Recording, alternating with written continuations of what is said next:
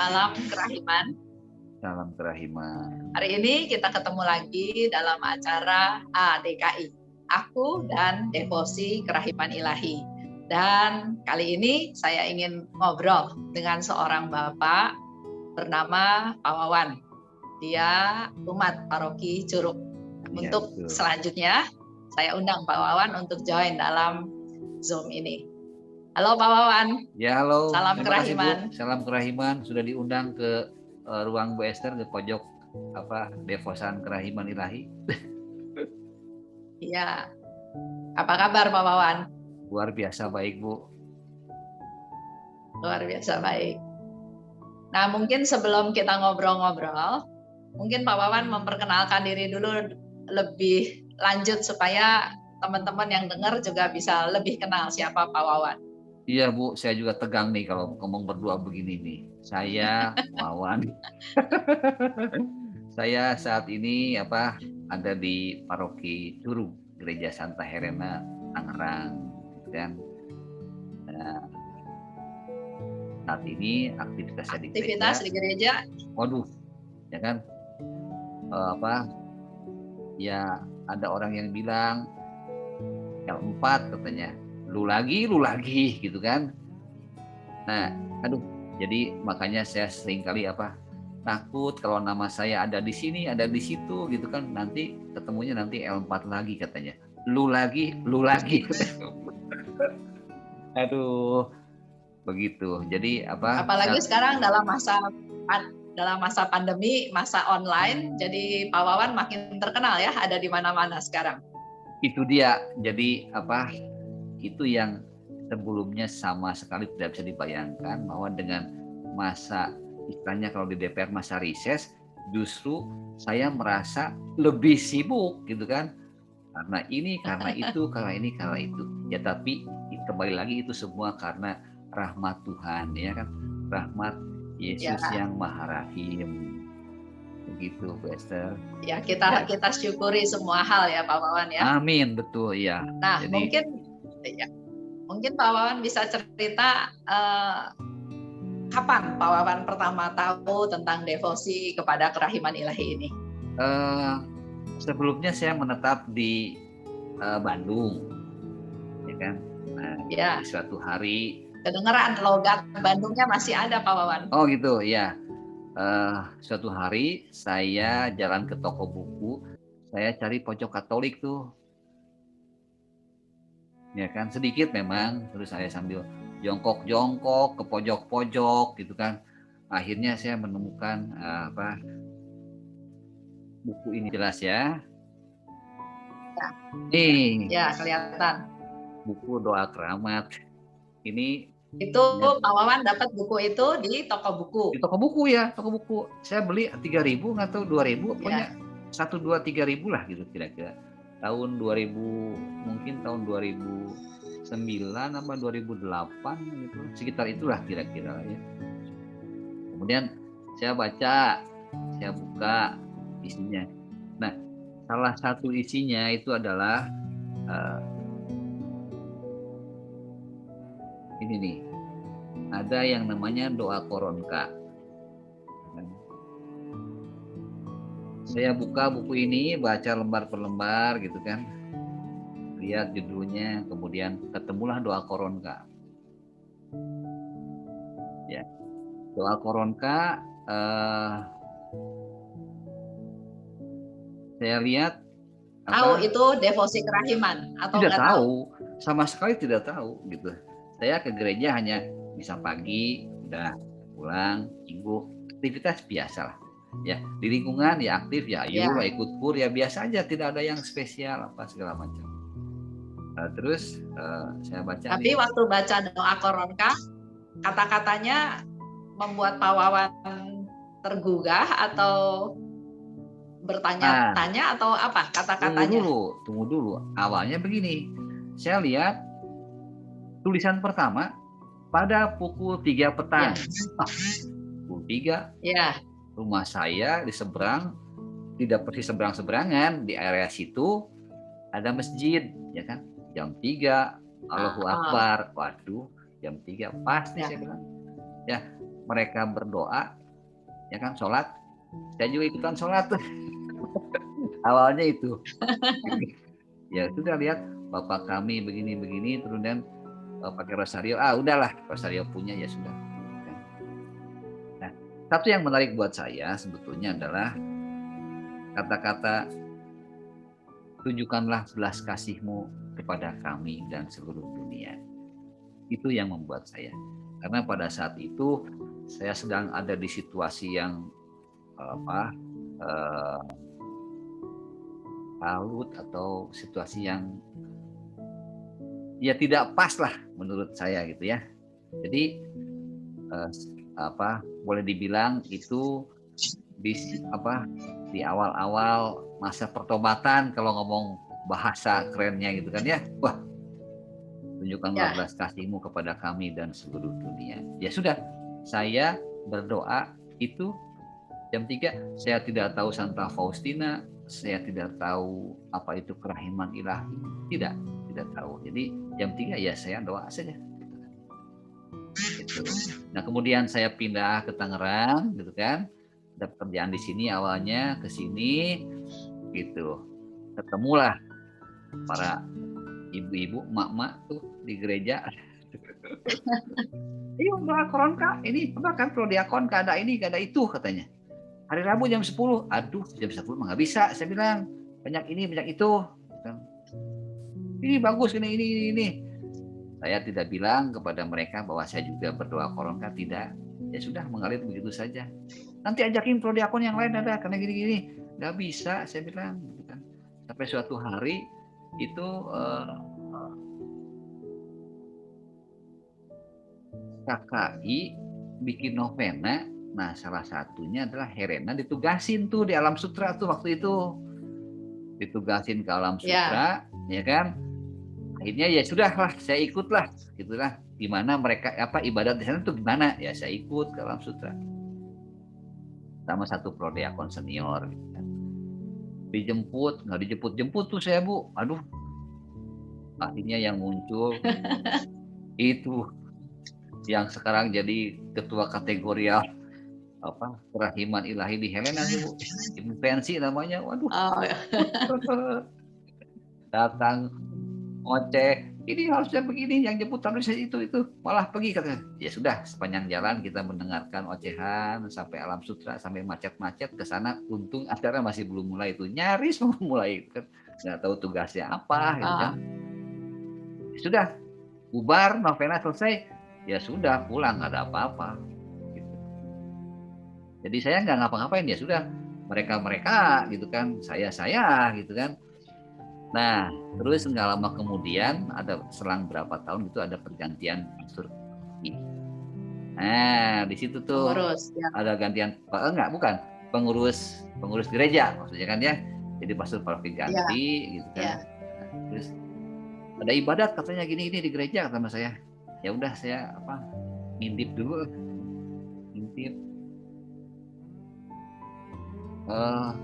Ibadat pertama saya nggak ikut. Ibadat kedua saya nanya gitu kan, itu ibadat seperti apa gitu. Oh, itu dijanjiin katanya gini-gini, kayak ngaji katanya. Ngaji gimana, saya bilang.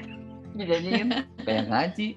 Oh, saya bilang, coba, oh ya sudahlah, lihat pasturnya baik gitu kan, ya udah, saya dampingin lah ceritanya lah, saya ikut lah. Jadi bukan saya sendiri, waktu itu ada bapak-bapak yang lain sebetulnya gitu, tapi memang tidak rutin setiap kali ibadat hadir gitu kan. Ya udah, lihat begitu, kemudian lihat teksnya. Aduh, saya bilang, kok teksnya begini, kasihan. Ya udahlah, saya bikin teksnya yang lebih baik lah. Bukan lebih baik, maksudnya lebih jelas kebaca, lebih jelas ini. Saya mulai dari situ, jadilah saya merapihkan buku yang dari lembaran itu. Aduh, saya bilang, iya yang fotokopian. Aduh, saya bilang kalau begitu mah cilaka. Saya bilang mesti pakai kacamata ini. Jadi saya bikinlah di sini, ya kan, menerjemahkan dari buku teks sebelumnya. Jadi ibadat kerahiman ilahi, ya kan. Jadi ada misanya. Kalau misa ada yang ditanya sebelah mana, adorasinya sebelah mana. Saya susun tuh ini buku tuh, ya kan. Ada jalan salib macam-macam. Dari buku Pas Evangelek 1, 2, 3, 4, 5. jadilah satu buku ini tuh. Ya, saya nggak tahu itu siapa yang kerjain itu kan, ini semua karena ya rahmat Tuhan saya kira kan. Saya nggak paham apa-apa, saya bikin logo segala macam sambil berantem sedikit gitu ya. Ya udah, masukin lagu semua ada di sini, lagu Stefan Leck ada beberapa biji gitu kan. Ada lagu dari pasturnya OSC juga ada beberapa biji. Jadilah ini buku yang dipakai sama kami di Helena. Yang mungkin setelah ikut seminar kemarin ini perlu direvisi karena masalah doa jam kerahiman gitu kan. Ya kan. Begitu. Banyak nah, sekarang Bu. Waduh. Jadi Bapak Wawan udah tahu dong ya. Jadi Pak Wawan sekarang udah tahu, bukan hanya Koronka ya, devosi kerahiman itu. Oh iya atau betul. Masih jadi Koronka aja. Tidak, karena apa? Saya pernah mengikuti acara Bu Esther juga yang datang ke Helena bersama Romo Subagio, gitu kan. Pak Riki juga saya juga ikut, gitu kan. Karena sejak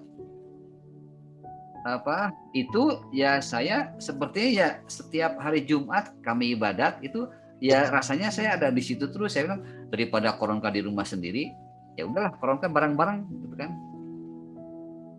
Ya, awalnya begitu. Jadi ya udah saya kesana aja pergi.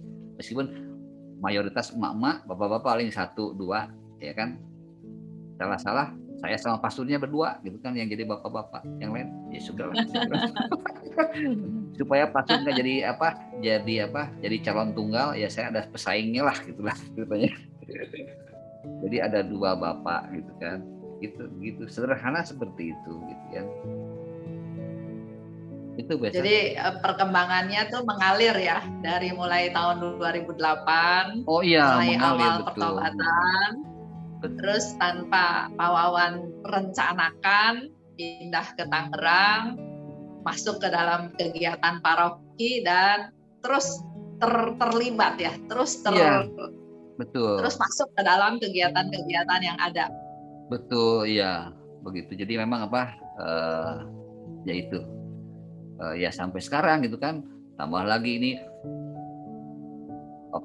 KKI KAJ katanya udah dari beberapa tahun berarti udah enggak kamu harus juga ini enggak sebenarnya.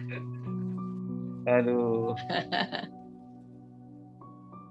Ya tadi Pak Wawan sempat bilang juga bahwa tugas-tugas yang Pak Wawan terima bukan sebagai tugas dalam tanda kutip, tapi itu sebagai rahmat Tuhan ya. Rahmat Tuhan yang Tuhan berikan, yang Tuhan limpahkan. Iya. Sehingga sebetulnya bukan ada tugas, tapi ada kepedulian, ada interest ya, ada ketertarikan masuk ke dalam devosi kerahiman ilahi ini.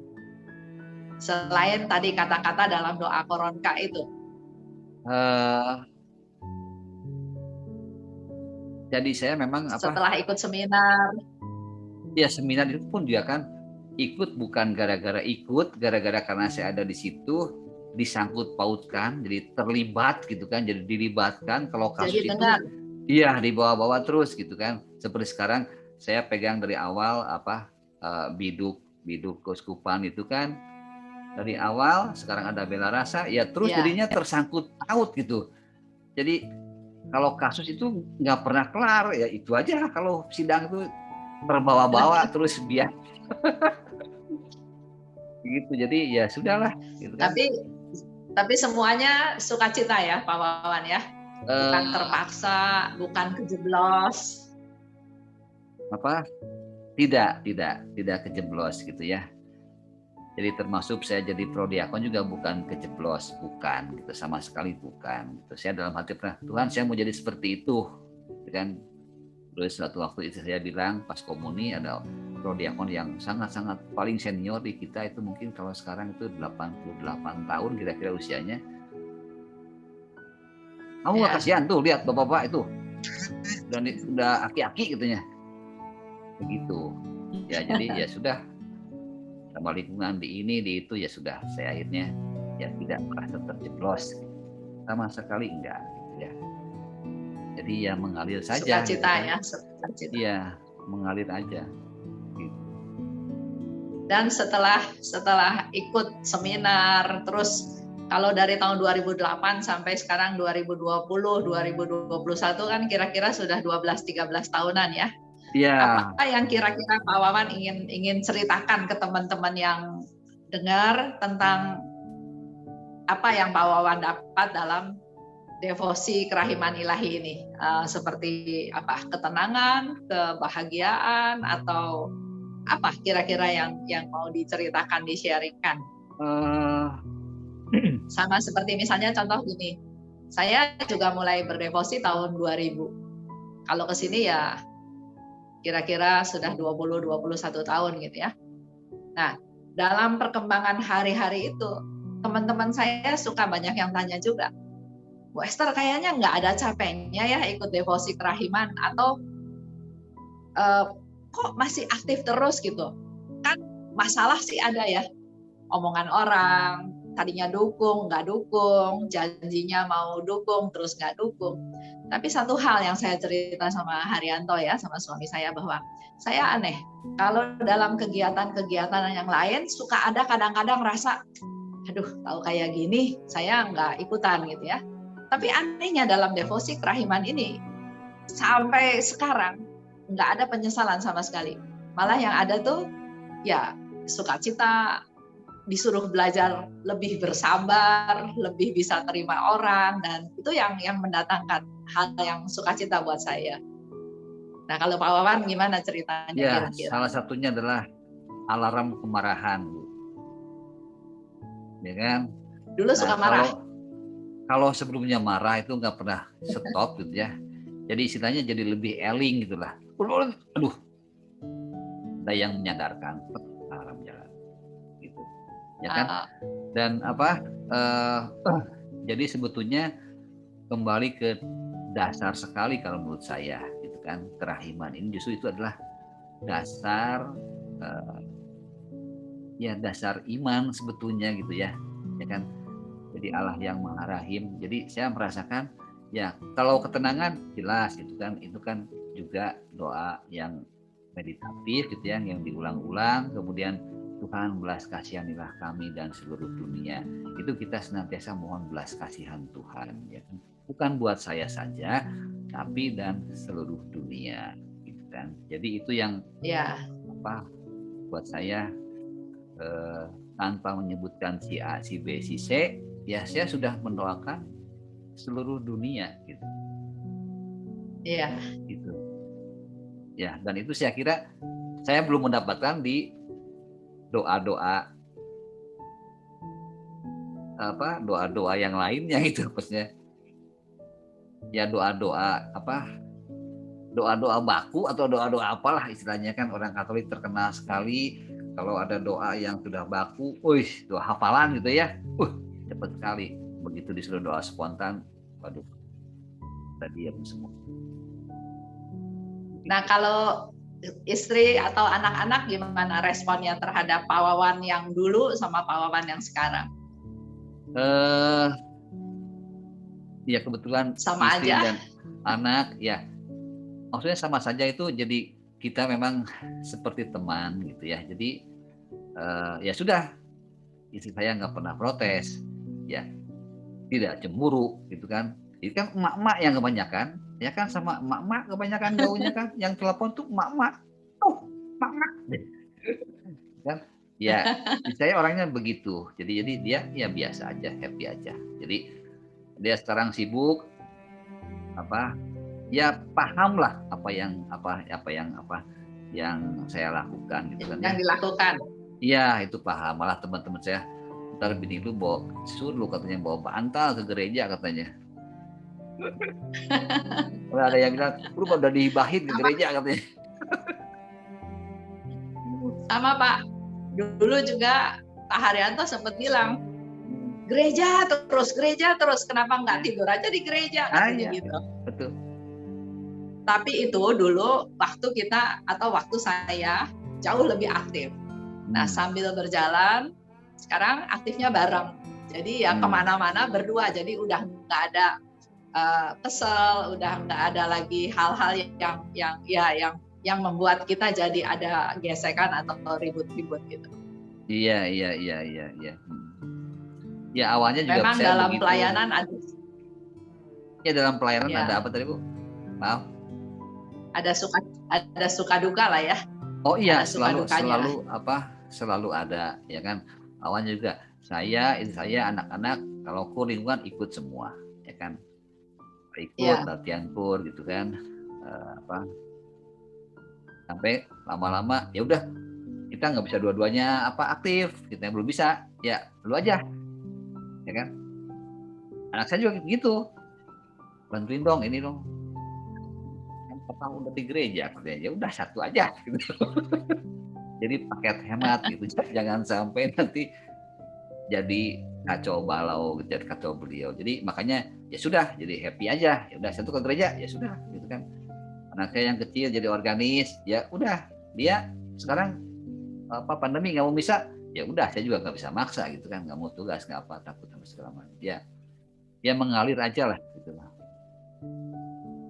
Jadi memang harus kembali ke basic saya kira ya kan, apalagi dia setelah lihat gambar lukisan Allah yang Maha Rahim, Bapak yang datang, ya Pak, kisah anak hilang gitu kan, ya kan, yang sering kita dengar bacaannya kalau ada ibadah tobat gitu kan, saya sendiri juga sering bacakan, tapi kemarin diyakinkan sama Romo Sugagio bahwa judulnya memang anak yang hilang, tapi sebetulnya yang mau disampaikan kan Bapak yang Maha Rahim gitu kan.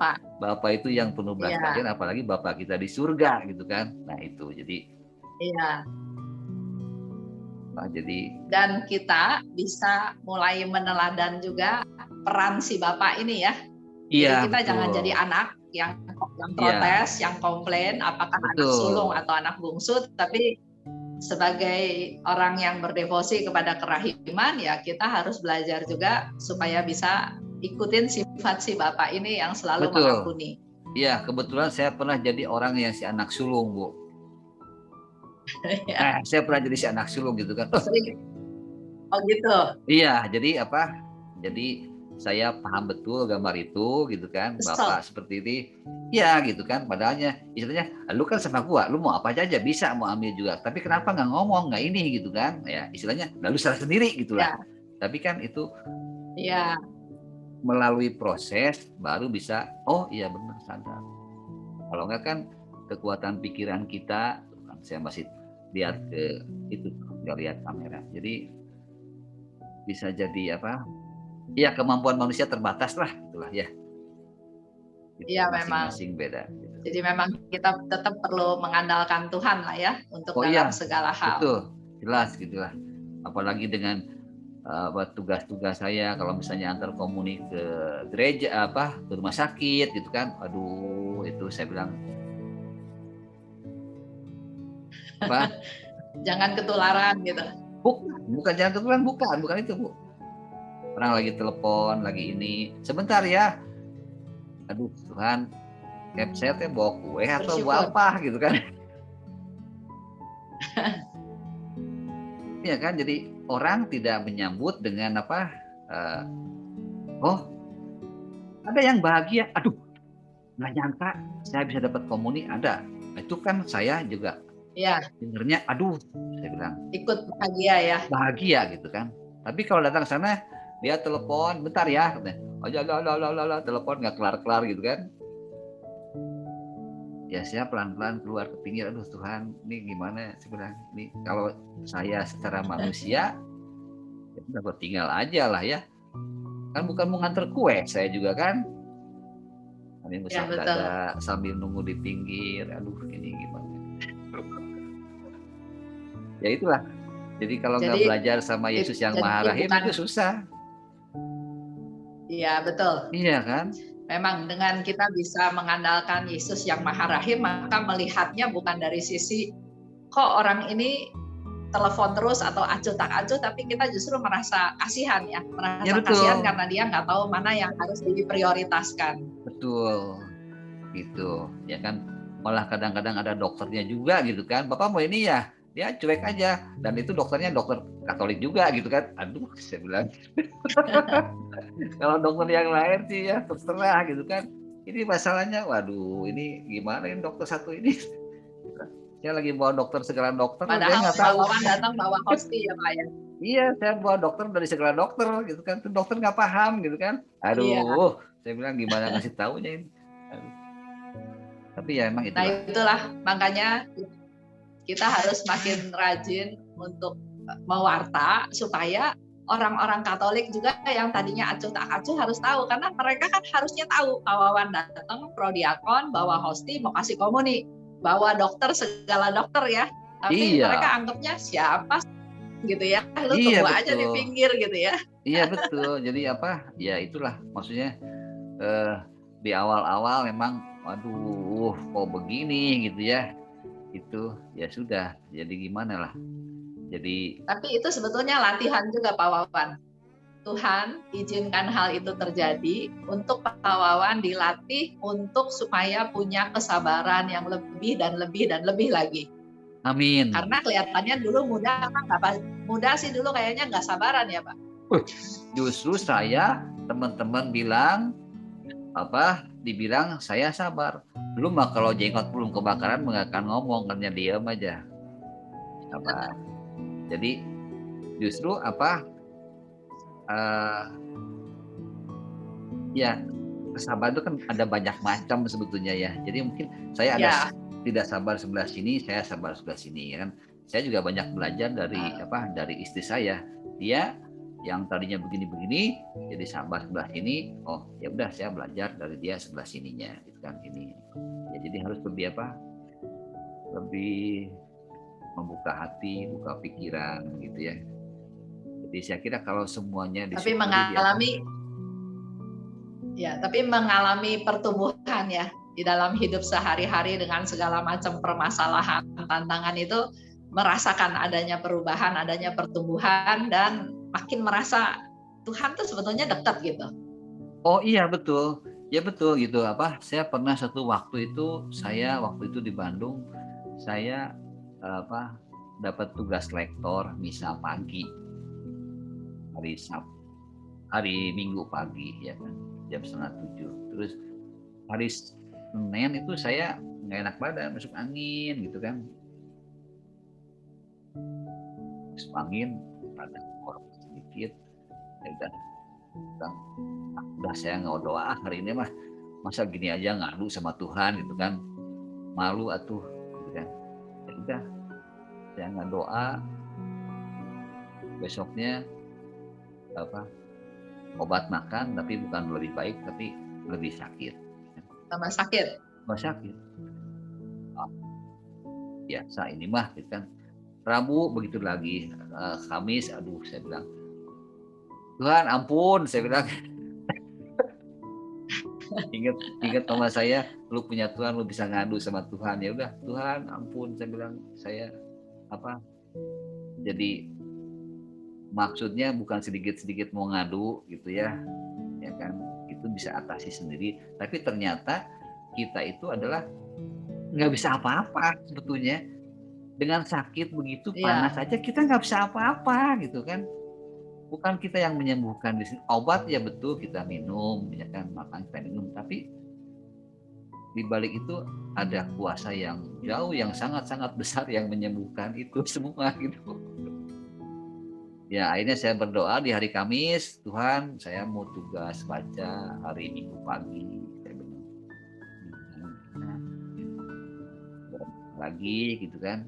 Ya Tuhan mendengarkan, besok lebih baik dan pada hari hanya saya bisa bangun pagi, mandi gitu kan, ya jalan ke gereja begitu. Ya kadang-kadang kita suka berpikir bahwa jangan dikit-dikit ngomong sama Tuhan, jangan dikit-dikit ngadu gitu ya. Itu pemikiran kita. Ya, sama betul. Seperti Suster Faustina juga merasa nggak mau ganggu Tuhan gitu ya. Iya. Tapi setelah direnungkan lagi, setelah dia evaluasi apa yang dia lakukan, ternyata ini juga salah satu kesombongan Pak Wawan. Nggak bergantung pada Tuhan, nggak mengandalkan Tuhan, nggak lah ini mah enteng, gua sendiri juga bisa gitu ya. Tapi akhirnya Suster Faustina dalam permenungannya tuh bisa masuk ke saya sombong. Jadi bukan rendah hati, itu bukan rendah hati, tapi itu salah satu kesombongan. Nah, di dalam devosi kerahiman ini saya juga belajar ternyata antara kesombongan dan kerendahan hati juga kita bisa sadar bahwa itu kesombongan. Tapi kalau kita membela diri, enggak, gua udah rendah hati, enggak dikit-dikit ngadu. Nah, hal-hal seperti itu saya belajar banyak dari devosi kepada kerahiman ilahi ini. Betul Bu, itu Bu Esther menguatkan lagi. Saya pernah beli buku, bukan buku tipis ya, semacam itu tadi lah. Judulnya apa? Saya lupa taruh di mana, tapi saya yakin itu pasti ada. Judulnya adalah Kemurahan Tuhan dan Kesombongan Manusia, garisnya tipis banget gitu. Ya, jadi Bu Esther bilang tadi, saya maksudnya nggak mau ngadu itu bukan saya sanggup sendiri. Nggak mau ngerepotin. Udah, yang gini mah ya udah nggak mau ngerepotin lah, udah Tuhan. Nah, tapi kan di balik itu ada, saya bisa gitu kan, saya pasti punya. Seolah-olah sendiri bisa. Ya kan di balik itu meskipun tidak terucapkan gitu kan, itu ada. Jadi judulnya waktu itu, buku itu jelas sekali itu, Kemurahan Tuhan dan Kesombongan Manusia. Itu ya kira-kira isinya garisnya tipis sekali gitu kan. Iya, benar. Ya kan sering kali kan kita, kalau nggak ada gua tuh, lu udah begini gitu kan. Jadi ya kan, keakuannya tinggi. Saya sering bilang, ya lu jadi Tuhan sekarang. Ya kan, kasih ikannya mati di kolam, ya lu lagi jadi Tuhan, dia bilang. Yang lu kasih makan mati lu, ya lu jadi Tuhan, dia bilang. Iya. Ya kalau ngobrol soal kerahiman nggak kelar-kelar ya. Tuhan itu sangat baik, Tuhan itu sungguh memelihara hidup kita ya. Amin, kalau kita pikirkan lagi, banyak hal-hal yang kelihatannya gagal, tapi itu sebetulnya perlindungan Tuhan untuk kita. Betul, kalau kita evaluasi lagi ya. Betul Bu, nih pengalaman saya lagi nih ya. Iya. Saya dari Jakarta mau ke Bandung, pulang waktu itu habis olahraga, capek gitu ya, sendirian, nyetir. Mungkin lebih dari 5 kali saya berhenti karena saya ngantuk. Biasanya kalau saya ngantuk teriak-teriak sambil nyanyi. Kalau masih ngantuk, kaki ke bawah, geduk, ya kan? Nggak tahan, ke pinggir rest area, tidur, ya kan? Nah, pada waktu itu malam dari sini malam, ya kan? Saya habis dari Pluit malam pulang, 5 kali berhenti. Pemberhentian terakhir adalah saya masuk ke ini ATM yang baru dibuka, ATM. Cuman masuk lihat-lihat aja, nggak ngapa-ngapain, nggak ngambil duit, saya juga lihat.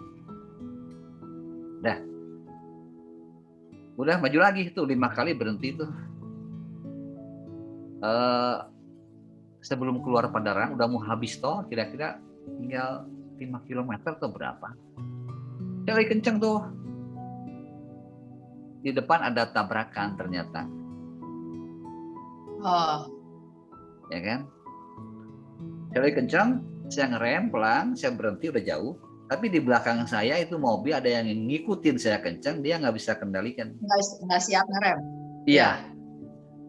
Akhirnya saya dihantam dari belakang. Ditabrak dari belakang. Yang nabrak seumuran anak saya, mahasiswa. Aduh. Saya bilang, apa-apa? Enggak, katanya. Udah. Dia telepon bapaknya kan, ini. Ya sudah, saya bilang, udah. Yang penting nggak celaka, ya sudah. Jadi saya pulang di derek gitu. Mobil saya masih bisa jalan. Nggak bisa jalan mobilnya? Mobil saya masih bisa jalan, cuman karena knalpot nekuk ke bawah, jadi itu yang bunyi kan. Jadi akhirnya mobil saya diderek diderek kalau nggak salah, saya lupa tuh waktu itu. Yang jelas mobilnya dia nggak bisa jalan gitu kan. Nah, saya kalau pikir gitu ya, kalau saya mungkin berhentinya cuma 3 kali, mungkin saya ada di kecelakaan di depan ya. Jadi ternyata setelah diurut Ya, itu ada betul, truk, betul. ada truk yang bannya jatuh, ban serepnya jatuh, Oh, mobil belakang iya, kaget, gitu kan, nabrak itu di ngerem. belakang, nabrak lagi 3. Saya mobil yang keempat, tapi Oh, sudah jauh dari TKP gitu kan, kira-kira 20 meteran ada gitu. iya, Saya udah aman, tapi saya ditabrak di belakang gitu. Ya, kalau iya. mungkin tadi Memang saya ngantuknya sebentar gitu nggak ya, berhenti. nggak berhenti, mungkin saya yang ada di yang pertama bisa Mungkin, jadi gitu kan, iya. gitu di belakang ban itu. Ya, memang kalau bicara pengalaman naik mobil, saya juga pernah kalau ini saya dari Bandung ke Jakarta. Mama Kebalik ya. saya di Bandung. Jadi saya sama adik saya dari Bandung ke Jakarta. Waktu itu hujan besar. Terus waktu lewat satu jembatan, udah di dekat Kerawang atau mana, kerasa ada sesuatu jatuh di atas mobil. Kayak kaca pecah. Terus kan coba periksa kan, saya minta adik saya coba lihat periksa. Dia bilang enggak Ci, semua kacanya masih ada. Tapi saya juga curiga, kenapa ada suara kaca pecah. Nah, terus setiap ada ketemu jalan rusak atau lubang, itu kerasa kedengar tuh rontokan kaca pecah sampai ke rumah. Karena kacanya nggak ada yang pecah, ya sudah sampai ke rumah. Saya juga udah malam berdua sama adik saya, nggak berani berhenti juga. Sampai ke rumah, periksa kan kaca mana yang pecah karena kedengeran kaca pecah. Ternyata yang kena timpa batu itu kaca bagian belakang sebelah kanan. Nah itu baru kedengeran 2-3 hari yang lalu ada orang lempar batu kena ke yang nyetir, batunya masuk ke dalam mobil karena batu besar, dan orang yang nyetirnya kedengerannya isunya mati atau apa gitu ya. Nah terus saya bilang sama adik saya, Tuhan itu luar biasa. Kalau saya lebih cepat aja sepersekian detik waktu itu jalannya, atau lebih lambat, lebih cepat apa lebih lambat ya, lebih cepat, ya lebih cepat. Mungkin batu itu jatuh di bagian saya, karena memang waktu lihat mobilnya ternyata batu itu jatuh di kanan belakang, makanya kena kaca belakang. Baru berapa hari yang lalu itu ada cerita tentang orang lempar batu dari atas jembatan. Dan mobil di belakang saya memang tidak maju karena mungkin dia lihat ada orang lempar batu dari atas jembatan. Itu di jembatan udah daerah Kerawang atau Cikampek atau apa gitu. Jadi akhirnya pertama saya bersyukur batu itu jatuhnya telat, dan yang kedua syukurnya juga adalah kaca itu nggak pecah hancur. Kalau kaca itu pecah hancur kan berarti saya naik mobil tanpa kaca ya, tanpa kaca belakang kan mengundang orang-orang jahat juga gitu. Jadi itu terkesan kacanya tetap ada. Dan memang ya luar biasa lah. Kita nggak tahu kapan ada kejadian, tapi dengan setiap hari berdoa koronka, saya yakin ada perlindungan Tuhan, ada pemeliharaan Tuhan, ada kasih Tuhan. Luar biasa. Tuhan kita ya, Tuhan yang Maha Tinggi. Amin. Iya betul Bu. Iya. Iya. Nah, gara-gara mobil saya ketabrak knalpotnya itu, kemudian bawa asuransi mau dicat segala macam, ya kan? Ya. Nah, apa yang terjadi? Anak saya kuliah, gitu kan? Dia belum bisa naik motor. Saya mobil cuma satu, ditabrak, gitu kan? Jadi nggak ada kendaraan, nggak bisa nganterin dia, ya kan? Yang ada motor. Ya. Dia baru beberapa hari belajar motor terus jatuh, gitu kan? Ya sudah, akhirnya saya nganterin dia naik motor sambil belajar, dan dia jadi bisa naik motor Bu, belajar bawa motor gitu kan. Nah mungkin kalau mobil itu tidak di bengkel gitu ya, ya saya anterin dia kan beres kan? Iya. Dan dia nggak pernah belajar naik motor. Iya, dia mungkin belajar motor jadi telat gitu kan. Tapi ya itu semua. Kalau kita bisa mensyukuri gitu kan, begini pasti ada langkah berikutnya gitu. Ada hal positifnya ya yang ada kita hal bisa positif. terima. Iya, gitu. Iya. Jadi ya memang betul ya. Kita ngobrol udah lama juga nih Pak Wawan. Oh iya lama. Kalau ngobrol kerahiman nggak kelar sampai besok malam. Betul, nggak kelar-kelar ini karena pengalamannya banyak. Ya. Iya betul. penuh sukacita lah ya. Penuh Kalau sukacita. kita ngejalaninnya semua dengan apa adanya, terima apa adanya, jadi kekecewaan juga nggak banyak. Walaupun kita mengalami kekecewaan, tapi itu bukan menjadi sesuatu yang kecewa titik, tapi melalui kejadian-kejadian itu ada hikmah-hikmah positifnya yang akan kita terima kemudian hari, gitu ya. Iya, itu ya selalu lah. Jadi apa? Jadi ya kita harus selalu sadar, jangan istilahnya playing God, istilah ya, bermain sebagai Tuhan seperti tadi itu kan ikan gua nggak kasih makan mati gua gitu, ya kan? Ya mesti jauh dari itu gitu kan, karena apa? Kita umatnya, kita anaknya gitu. Ya. Apa Yesus yang Maha Ya, Raya. oke, Pak Wawan. Iya. Ya. Ya Bu Esther, terima kasih. Oke, kita ya kan? akhiri kita ngobrol-ngobrolnya. Nanti kapan-kapan kita ngobrol lagi untuk semakin memuliakan Tuhan. Amin. Salam buat istri, buat anak-anak semuanya. Ya, saya sampaikan Bu Esther. Salam kerahiman. Salam kerahiman. Salam kerahiman. Ya. Ya, demikian Bapak Ibu, kita tadi sudah dengar obrolan dengan Pak Wawan. Orangnya luar biasa ya. Dia bercerita dari masa awal pertobatan tahun 2008, tapi dalam kegiatannya ternyata dengan kepindahan dari Bandung ke Tangerang, ternyata Tuhan punya rencana yang indah di mana dia semakin bisa dipakai Tuhan untuk berkarya di parokinya, di paroki Curug. Dan yang utama tadi dikatakan juga oleh Pak Wawan, dalam doa Koronka itu berdoa, kasihanilah kami dan seluruh dunia. Itu salah satu ciri dari devosi kerahiman ilahi, devosan kerahiman, tidak fokus pada diri sendiri lagi, tapi juga untuk seluruh dunia. Untuk seluruh dunia artinya untuk orang-orang, dia katakan tadi nggak usah sebut nama, tapi dengan kami dan seluruh dunia itu sudah mewakili semua orang yang dia mau doakan. Kita mohon pada Tuhan sama-sama supaya Tuhan memberkati keluarga Pak Wawan agar semakin dipakai Tuhan. Amin. Untuk mewartakan, mengalami kerahiman Tuhan. Oke, amin. Itu aja pertemuan kita hari ini. Sampai ketemu di waktu yang akan datang. Salam kerahiman. Salam kerahiman.